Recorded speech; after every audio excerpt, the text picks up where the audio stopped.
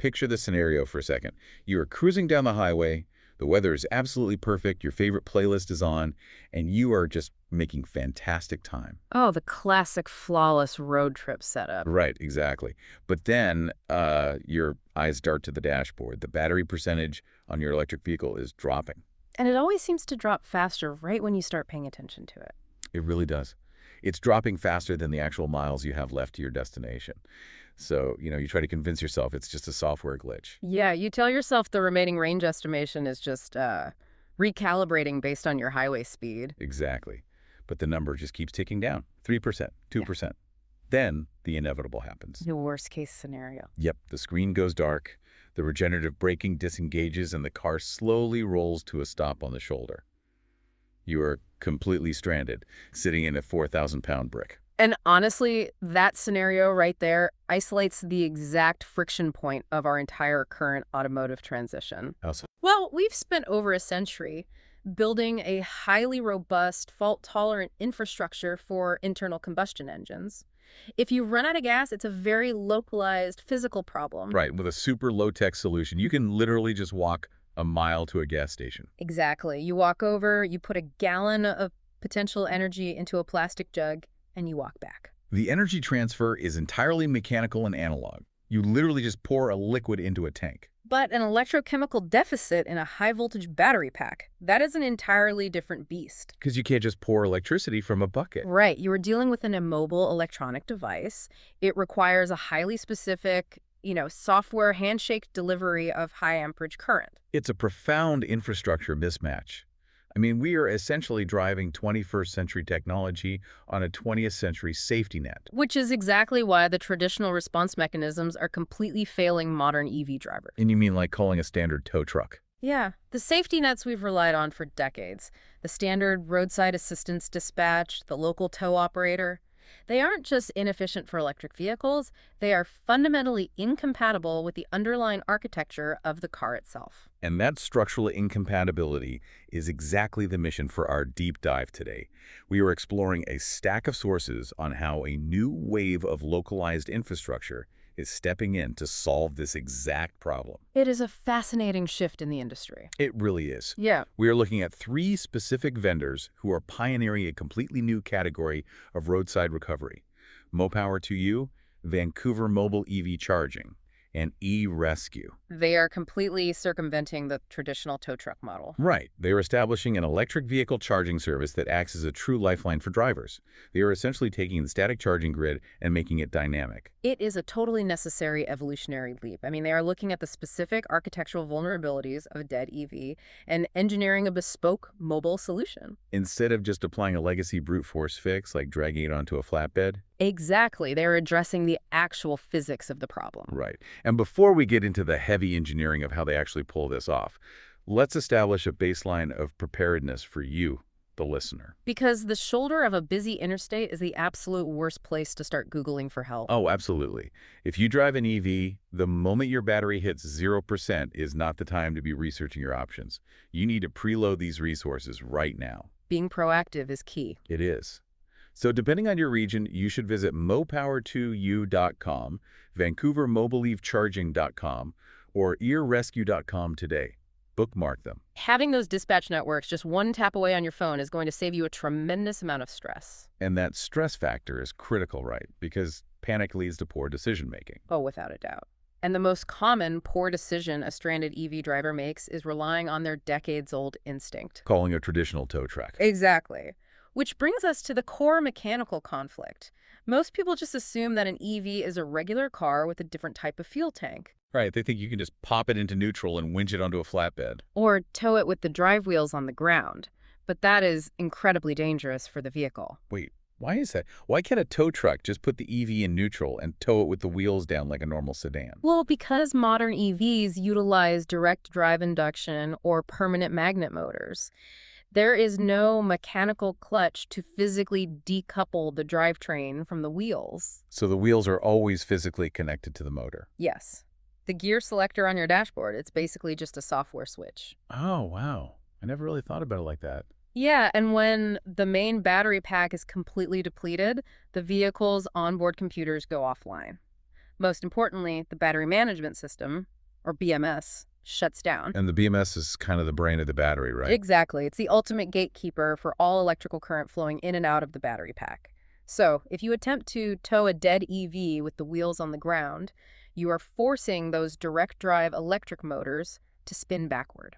It's like taking a high-powered industrial drill, mechanically attaching it to a wind turbine, and forcing it to spin while the safety breakers are turned off. That is a highly accurate mechanical analogy, actually. You are turning the vehicle into a massive unregulated generator. And all that kinetic energy is being converted into electrical energy, and it has to go somewhere. Right.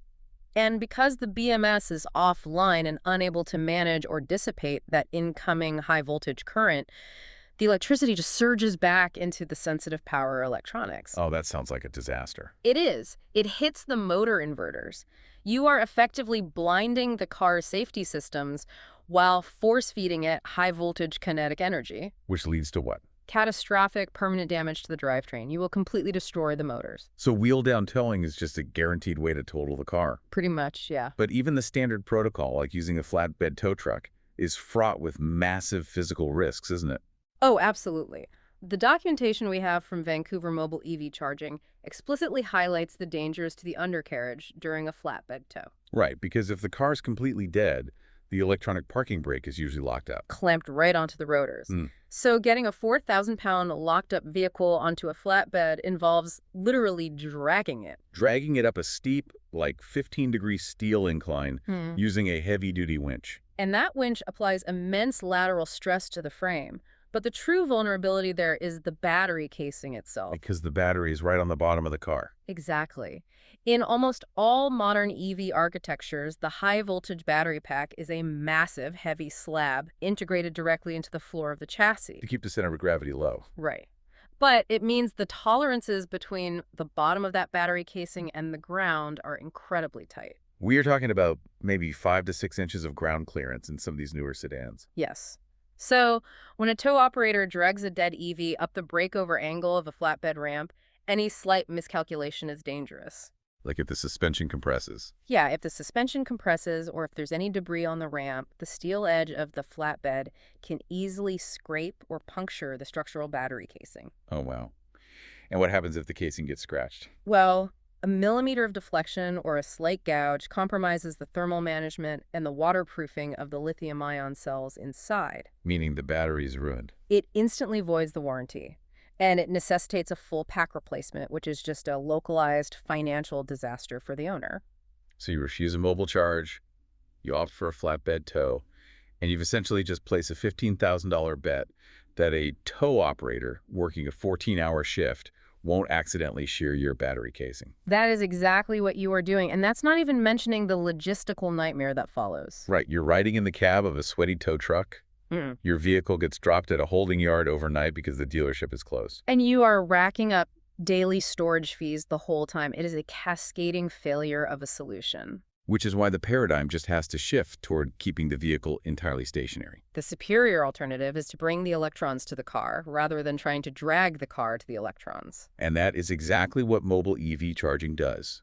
It preserves the mechanical integrity of the vehicle. There is zero undercarriage risk and zero drivetrain risk. The vehicle remains parked safely on the shoulder, while a technician docks with it, transfers the necessary power, and allows you to simply put the car in drive and leave. Under your own power, it's the only logical evolution for EV roadside assistance. It completely bypasses the mechanical vulnerabilities. So for you listening, if you want to avoid that $15,000 towing mistake, you need to rely on this specialized infrastructure. Definitely do not risk the flatbed. If you are in the Pacific Northwest, call 360-277-6199 for MoPower2U, or check out VancouverMobileCharging.com right now. Keep your wheels on the ground and let the grid come to you. But, bringing the grid to the car presents its own set of immense physical and engineering challenges. I can imagine. The energy density required to fast charge a high-capacity lithium-ion battery in a totally off-grid roadside environment is just staggering. Yeah, let's get into the actual hardware, because this is where the physics get really interesting. How do you actually put a level 2 supercharging station into the back of a standard dispatch fan? It's quite an engineering feat. The sources detail the primary equipment used by eRescue and Vancouver Mobile, which is a specialized piece of hardware called the Evroad Hero RH9K. Ah, the RH9K. It is a masterclass in portable power density. What are the specs on it? Well, it weighs approximately 200 pounds, and it has a volumetric footprint of about 29 cubic inches. So it's relatively compact. Very compact. It fits securely in standard dispatch vans, yet it delivers 9 kilowatts of continuous AC level 2 charging. 9 kilowatts continuous. That's impressive. It is, and it actually peaks at 11 kilowatts. But here is the massive irony that we really have to address with this hardware. I know exactly what you're going to say. The RH9K achieves that incredible power output because it is a gasoline-powered generator. Yes, it is. We are essentially using a 6.1-gallon internal combustion engine to rescue a zero-emissions electric vehicle. I mean, on the surface, that sounds like a complete regression. It does appear deeply counterintuitive, I'll admit. However, it is a perfect example of pragmatic engineering solving a transitional infrastructure gap. How so? If we look at the raw physics of energy density, the choice of gasoline is currently unavoidable for this specific application. The math is pretty brutal, right? Very brutal. Gasoline holds roughly 33 kilowatt hours of energy per single gallon. Commercially available lithium-ion battery packs are nowhere near that level of volumetric or gravimetric energy density right now. So if a vendor tried to use batteries instead of gas, If a dispatch vendor attempted to use a massive bank of onboard lithium batteries to charge the stranded EVs, the dispatch van itself would need to carry thousands of pounds of heavy, expensive battery modules. just to perform, what, 2 or 3 rescues? Exactly. And then that massive van would be forced to return to a central depot and sit plugged in for 12 hours just to recharge its own banks. It would completely cripple the operational uptime of the fleet. It would be economically and logistically unviable. You'd need a fleet of 50 vans just to keep 10 on the road at any given time. So the gasoline generator acts as a high-density, highly portable energy bridge. Precisely.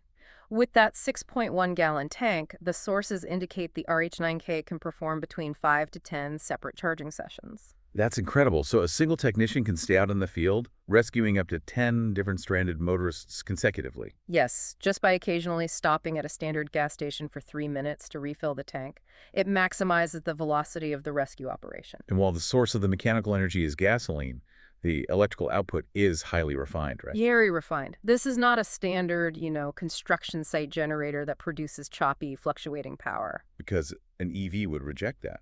immediately. The critical specification of the RH9K is that it produces AC power with less than 3% total harmonic distortion, or THD. And that THD metric is vital because an EV is basically a rolling data center. Exactly. If you feed a modern EV dirty power with high harmonic distortion, the car's onboard inverter will instantly detect the voltage irregularities. Since it has to take that AC power and rectify it into DC power for the battery pack. Right. The vehicle's protective relays will trip. The BMS will simply reject the charge to protect the delicate internal circuitry from voltage spikes. So by engineering the alternator to keep the THD below 3%, the RH9K delivers a pure, stable sine wave. A sine wave of electricity that perfectly mimics the clean power you would get from a high-end permanent wall charger at your house. So we have this 200-pound powerhouse producing a perfect 9-kilowatt sine wave. But the operational logistics also require reach. Physical reach is crucial in a roadside environment. The unit comes equipped with a 25-foot charging cable. When you think about the realities of a breakdown, a car angled awkwardly on a narrow highway shoulder, or nosed into a tight spot in a crowded parking garage. The dispatch van definitely can't always park perfectly parallel to the EV's charge port. Right. So that 25-foot radius gives the technician the operational flexibility to establish a secure connection without obstructing active traffic lanes. It's a huge safety feature. And beyond the physical reach, there is the crucial issue of protocol compatibility. Oh, the plugs? Right? The EV market is currently highly fragmented in terms of hardware connectors. You have the historic standard, the SAE J1772 connector, which is what Ford, Chevy, Rivian, Hyundai, and almost every legacy automaker has used for the past decade. And then you have Tesla's proprietary connector, the North American Charging Standard, or NACS. Which the rest of the industry is slowly pivoting toward, but it's a mess right now. A mobile rescue service is totally useless if it rolls up to your stranded Ford Mach-E and only has a Tesla plug. Which is why the universal compatibility engineered into these fleets is so essential. Vendors like MoPower2U have outfitted their vans with universal onboard systems. Meaning they bring everything. Exactly. They natively support the J1772 protocol, and they carry the heavy-duty, high-amperage NACS adapters. The dispatch technician can seamlessly interface with any major electric vehicle on the road. The hardware fragmentation of the industry is entirely abstracted away from the stranded driver. It makes it a totally frictionless experience for the user. Let's actually walk through what that rescue protocol looks like. The sources outline a very streamlined four-step operation, pulling heavily from the manuals of MoPower2U and EE Rescue. The user experience is surprisingly simple. Step 1 is the initiation. You are stranded, you pull out your phone and either call their direct dispatch number or use their mobile-optimized booking portal. And the technology they use for that is great. Yeah, MoPower2U even utilizes a one-touch shared GPS location API on their site. Which is brilliant. It allows the dispatch center to pull your exact latitudinal and longitudinal coordinates instantly, Bypassing that whole panicked conversation of trying to describe which random mile marker you just passed. That precision drastically minimizes the time to intercept. Okay, so step 2 is the deployment. The nearest mobile charging unit is dispatched directly to those coordinates. And it's critical to note the environmental versatility here. They aren't just restricted to highway shoulders. Exactly.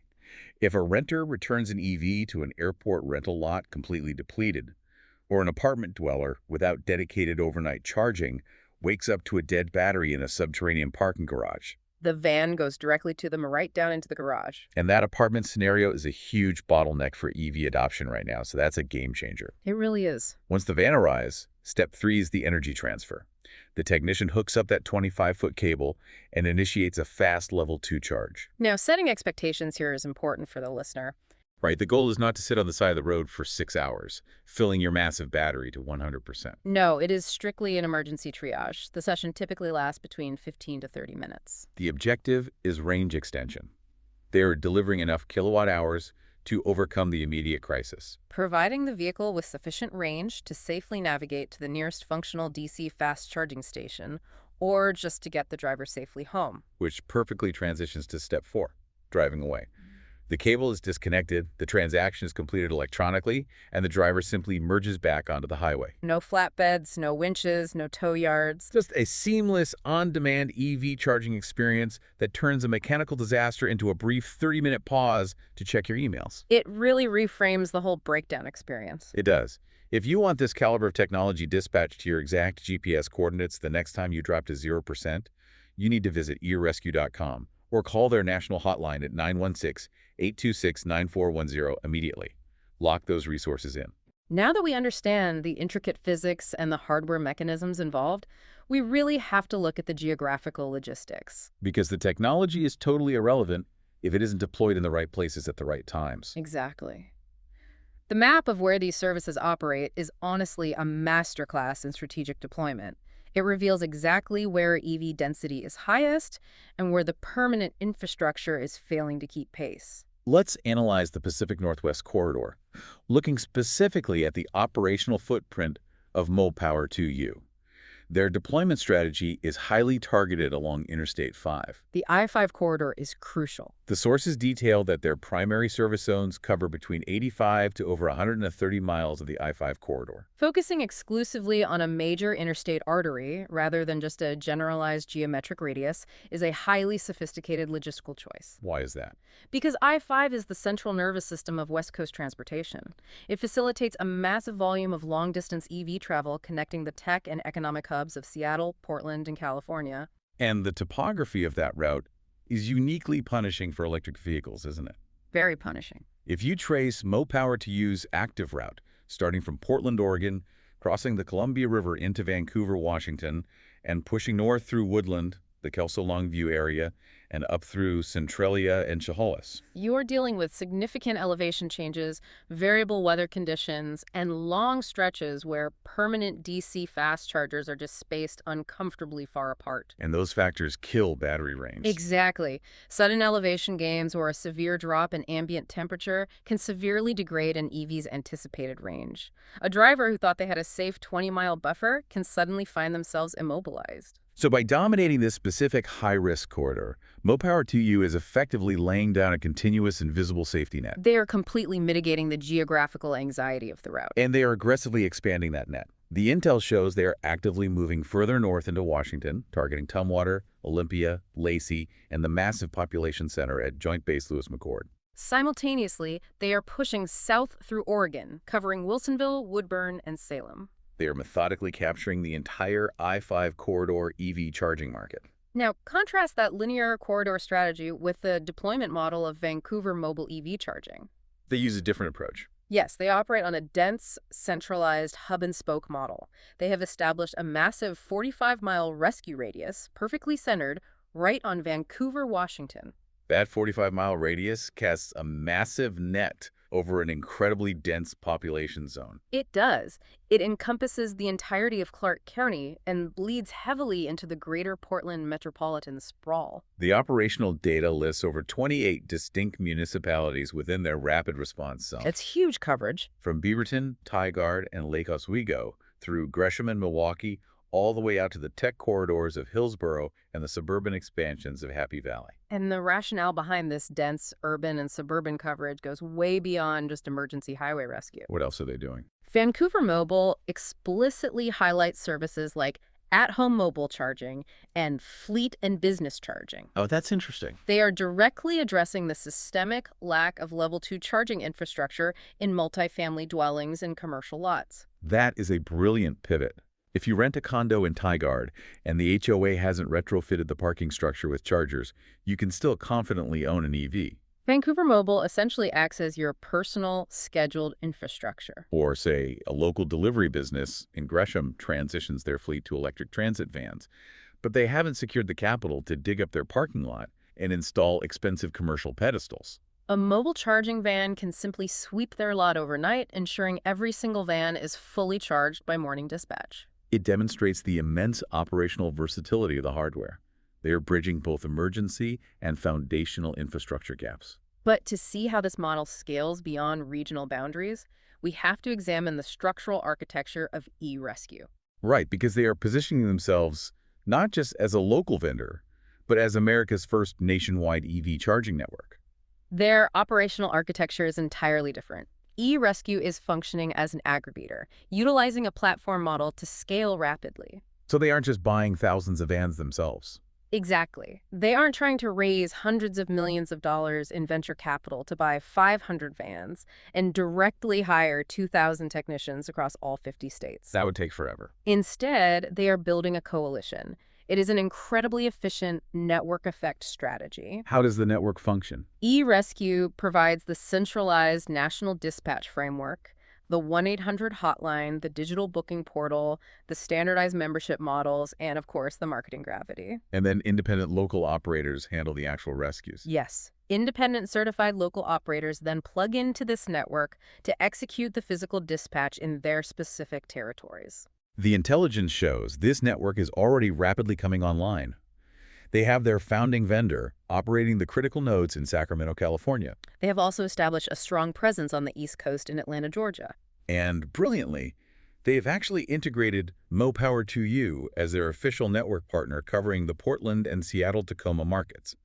By decentralizing the capital expenditure while centralizing the dispatch and brand trust, they are capable of blanketing the country in a fraction of the time it would take a legacy corporation to expand organically. It is the definitive solution to nationwide range anxiety. It really changes the math for road trips. You could be driving from Atlanta to Sacramento, completely unfamiliar with the local charging infrastructure, but you have the psychological security of knowing that a single unified network is hovering in the background. Ready to deploy a technician the exact moment you miscalculate your range? It is vital infrastructure.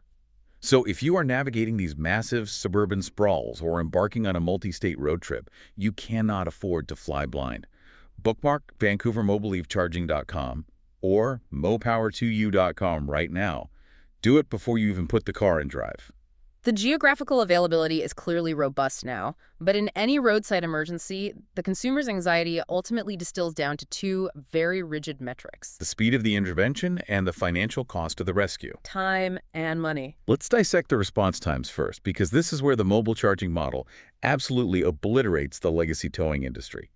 We are looking at the operational data for MoPower2U, and their platform aggressively advertises an average response time of roughly 8 minutes. An 8-minute average response time for a heavy-duty roadside intervention is a staggering logistical achievement. It honestly borders on the impossible.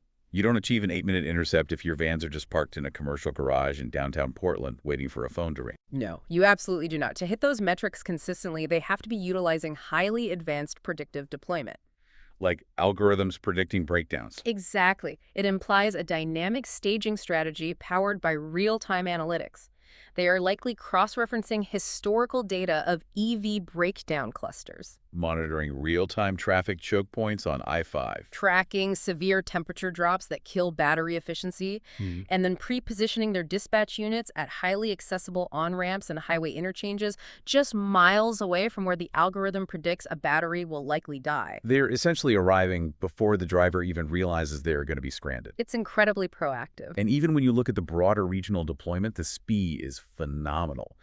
Vancouver mobile EV charging operates within a massive urban sprawl, yet they aim for under 60 minutes for arrivals within their central Clark County hub. And typically under 90 minutes throughout the heavy traffic density of the wider Portland metro area. While eRescue, operating on a national scale, promises a rapid dispatch window of 30 to 60 minutes. Contrast those targeted metrics with the reality of the legacy towing industry. Right. A traditional flatbed tow operator is managing a chaotic queue of severe accidents, police impounds, and mechanical failures across all vehicle types. It is entirely common for an EV driver to wait 2, sometimes 3 hours, sitting entirely exposed on the narrow shoulder of a freeway while semi-trucks pass them at 75 miles per hour. The reduction in physical exposure time alone makes the mobile charging service vastly superior. The safety dividend is massive. But as you know, speed and specialized hardware usually command a premium price. Exactly. Let's analyze the unit economics of these services, because the vendors are surprisingly transparent with their pricing architectures. They really put it all out there. MoPower2U operates on a straightforward pay-per-visit model with 2 primary tiers. Their standard intervention, designed to give you a quick boost to reach a nearby charger, provides a 20-minute charge for a flat fee of $199. And if you need a longer tether to reach your home, they offer an extended 30-minute charge for $279. And the competitive positioning of that pricing is very deliberate. The intelligence notes that MoPower2U is a veteran-owned small business. Originally founded in 2018, focusing on portable solar and battery banks before they identified the EV market gap. They operate with high operational discipline and explicitly guarantee that their mobile rescue service is, on average, 11% cheaper than a traditional tow. They have clearly run the actuarial math against the entrenched towing monopolies in their region. Vancouver mobile EV charging utilizes a similar tiered duration model. Their entry-level standby boost delivers up to 30 minutes of energy for $199. Their primary tier, branded as Roadside Rescue, offers up to 60 minutes of charging for $329. And for extreme situations, perhaps you are stalled deep in the Columbia River Gorge, miles from infrastructure. They offer an extended recovery tier of 90 minutes for $429. They also transparently apply a $79 after-hours premium for dispatches between 6 p.m. and 6 a.m. These flat-rate, duration-based models are standard for on-demand dispatch.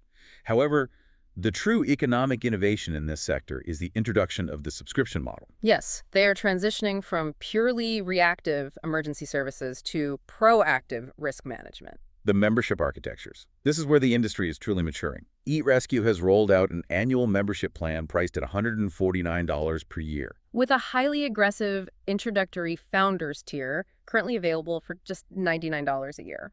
The economics of this membership are incredibly compelling. Your very first rescue dispatch is completely complimentary.